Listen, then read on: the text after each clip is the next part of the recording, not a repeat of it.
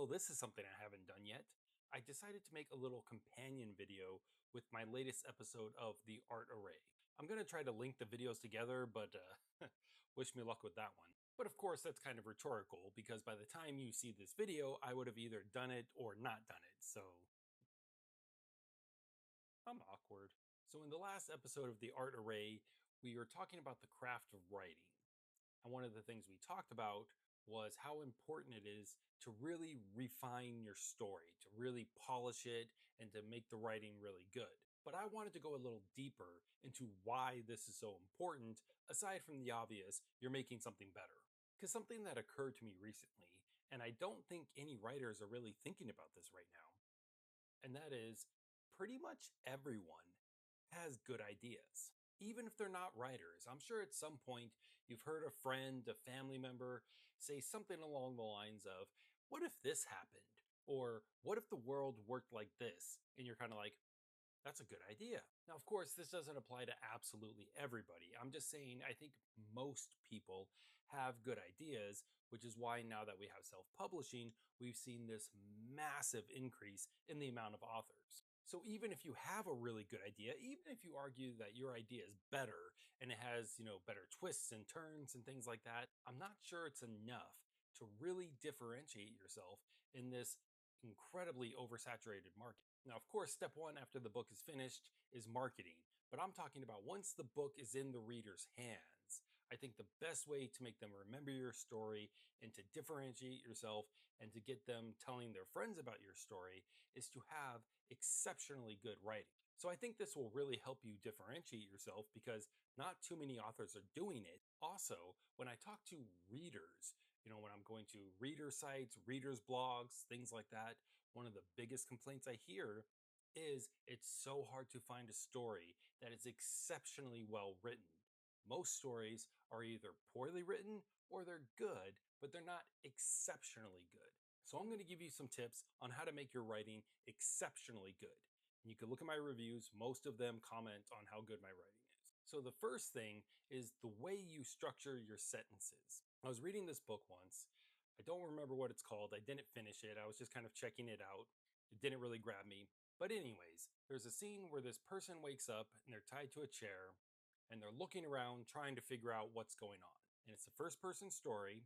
And the character says, there was a window that revealed that it was daytime. And from what I could see, I could tell that I was still in the city. Now, of course, there's nothing really wrong with that. It's grammatically correct and it's a perfectly fine statement. But if you were to actually look at it, you would notice that the author uses the word that three times in just those two sentences. It said there was a window that revealed that it was daytime, and from what I could see, I could tell that I was still in the city. So to clean this up a little bit, you could just use one that and just one I, and also give it just a little extra something. So I would say, light shined through the window, revealing that it was daytime. And from what could be seen, I could tell I was still in the city. Now, this may not seem like a huge difference, and it's not on its own.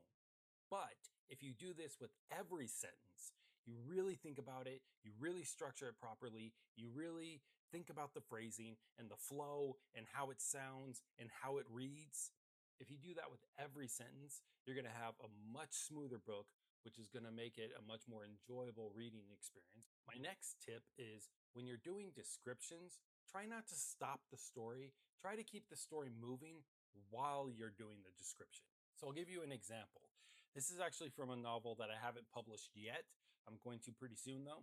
And the scene is this woman is outside and her mother is walking up behind her. And she says, I could hear the heels of my mother's black boots click on the concrete as she made her approach. I turned to see her wrap a purple knitted scarf around her neck and rub the sleeves of her white sweater as she tried not to shiver from the cold. So I'm describing what the mother is wearing. She got the black boots, the purple scarf, the white sweater, but there's still things going on. She's walking up behind her daughter. The heels of her boots can be heard. The daughter turns to face her. The mother's trying to keep warm. She's rubbing herself because it's cold outside. So, like I said, so things are still moving. Another really good example would be when you're describing locations, have your characters interact with it. as opposed to just saying there is a smooth marble table over here, and over in the corner there was a huge bookshelf that covered the entire wall, etc., etc. Don't just stop the story. You could say, April's hand slid smoothly across the marble table. Ron immediately rushed over to the corner and was amazed by the plethora of books that covered the entire wall. So, again, that way you're not stopping the story to say this is here, this is here, this is there. You're still moving things along. And that brings me to my next point, using uncommon words. We did talk a little bit about this in the video, about using a thesaurus and kind of using some uncommon words. I would highly recommend trying to use those words in a way where the sentence defines the word. That way, if the reader doesn't know what that word means, they're not going to be confused and they're not going to have to stop reading to go look up what the word means. So in the example I gave, when I say there's a plethora of books that covered the entire wall, even if you didn't know what plethora meant, you could kind of guess that it means either a lot or an excessive amount or something along those lines, because it would have to be a lot for it to cover the entire wall. My last piece of advice, this is actually a problem that's been going on for a very long time in most books. And maybe it's not as much of a problem as I think it is, because I don't hear too many people complain about it. But again, even if they're not complaining about it, I think they'll still appreciate the improvement. There's many times when I'm reading a paragraph in a book and the first two or three sentences will be talking about something, and then on the third or fourth sentence, they start talking about something else. And for me, a lot of times I get lost. It's kind of a little confusing. Sometimes I'll have to go back and be like, wait a minute, what? We're like in a different location now? Something like that. So, something I really try to do. And I did do this a little bit in my first book, but I didn't really think about it that much the first time. But I really did it in the second one, which I'm pretty excited about. Anytime I'm talking about a new idea, a new location, or if the time has changed, like if it's later in the night, if it's the next day, a week later, anything like that, I make sure I do it in separate paragraphs. So, for instance, if I have a group of characters who are talking in the kitchen and then they're going to go into the dining room, then the last sentence of the first paragraph will say something about them leaving the kitchen. They'll say, they left the kitchen, or they started heading towards the dining room. And then the first sentence of the next paragraph will be them entering the dining room. So the first paragraph ends with them leaving the kitchen, and then the next paragraph is them entering the living room. So this way there's a separation and there's a very clear indication that the location has changed. And again, I do this with just different ideas, or especially if it's a different time. Like if I'm writing something and then it's supposed to be the next day, I not only do a separate paragraph, but I'll actually put a couple spaces in between that, and I'll put the next day in all caps.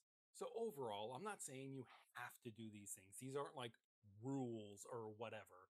I'm just saying I think these are things that will dramatically improve the smoothness of your story, which will then enhance the reader's experience and enjoyment when they're reading your book, which is obviously what you want. So hopefully this helps. If you guys have any additional questions, or if there's anything you want me to elaborate on, you could go ahead and contact me on social media. I'll leave my links, and I'll either contact you back directly, or if enough people ask, maybe I'll just make another video about it.